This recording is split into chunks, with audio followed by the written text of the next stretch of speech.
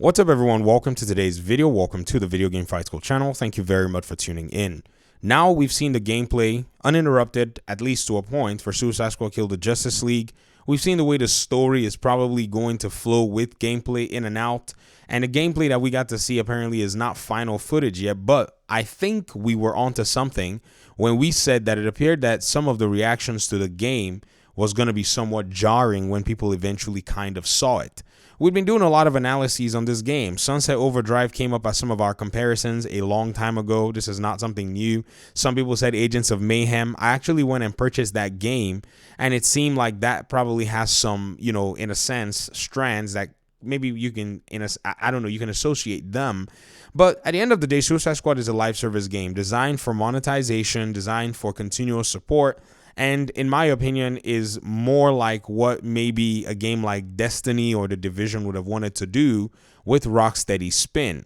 Is this a bad thing? I don't necessarily know how to categorize that because, this is a whole different project that they went ahead to make. It's not necessarily a great thing because this is not, in my opinion, what fans have been hinting that they want. Fans have been hinting that they want a superhero game. And when we saw this game first get revealed in 2020, some of us already knew exactly what this was going to be. It was going to be close to a lot of what, people have rejected in superhero games, or even what people have in fact signaled that they could not stand any semblance of in superhero games. But let's go ahead and talk about a few things that surround this game that I think are necessary to know now, because like I said, the best thing about this whole reveal is we have an idea exactly what it is we're going to be encountering, so that when the time comes, it's not going to be a big surprise.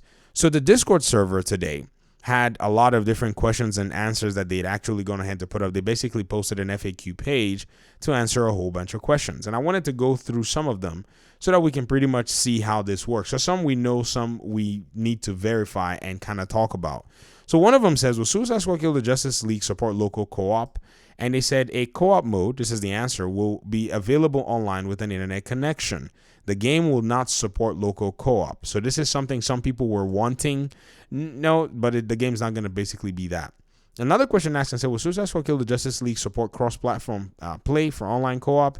The answer to that is yes. So we can play across different platforms. That's a positive. It makes sure that, I just buy the game on one, platform, or if you want to buy it, whatever it is you're doing.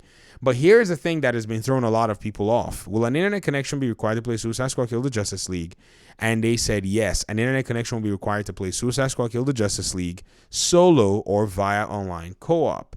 And then, they talk about PlayStation Plus subscription. They talk about the frame rates being about targeting 60 FPS, PC specifications being available, close to launch as the game is still in development. I think the game is in the polish phase where they're basically optimizing and doing all kinds of stuff. So seeing the nature and the setup of this game, those of you who have been engaged in games of this nature, you already know what is coming, into play. You know what this game is going to pretty much look like, what is going to, be in a sense structured like, and all of these things are still surprising to a lot of people. There's a lot of shock in the way people saw this game and went ahead and said, man, this is not what we were expecting. Or maybe it's just they were expecting it, but they didn't believe it was going to be what they were expecting at the end of the day. This is not a game, like I've said, that, really does stir up a lot of excitement for a lot of people that I've spoken with. There are mixed feelings about things, but again, at the end of the day, it is a video game. I take that approach that this is just a video game. And one thing too is I try my best to give a video game that I'm at least interested in a try. But here are some really challenging things that are going to show up. This game is going to be in the face of competition with a lot of other games coming before it and after it.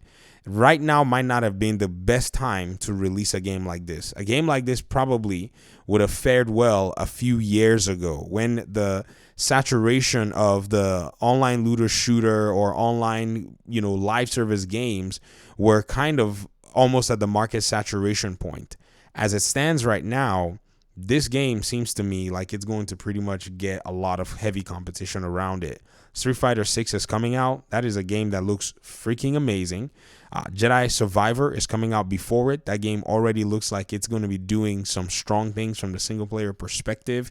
it's going to take a big W from a lot of people's, wallets and opinions. You then have the announcement today that Mortal Kombat 12 is also scheduled to release this year, a game that I'm heavily anticipating. I didn't even know that game was, in development or anything. There's just been rumor talk about it, but then the CEO, David Zaslav, confirmed that.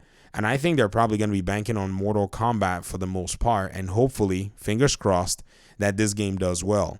But this is pretty much the product of whomever is running those studios. This is what they took Rocksteady to go do, and NetherRealms, being fortunate and being the, studio that specializes in fighting games, have been able to probably steer clear of all this nonsense. But you could also see those monetization themes try to pull their way into NetherRealms as well, which I'll talk about later on in another video, and we'll see how all of this stuff has a bigger picture surrounding it. But I wanted to go ahead and just talk about these aspects and kind of hear your thoughts in the comment section. Tuning on the next session, we'll be talking a little bit more about some pertaining business stuff, and I'm sure it's probably going to be interesting or of interest to you guys here in the community. So thanks for watching. I appreciate you guys' time and audience, and hopefully we'll talk pretty soon in another one. Peace out.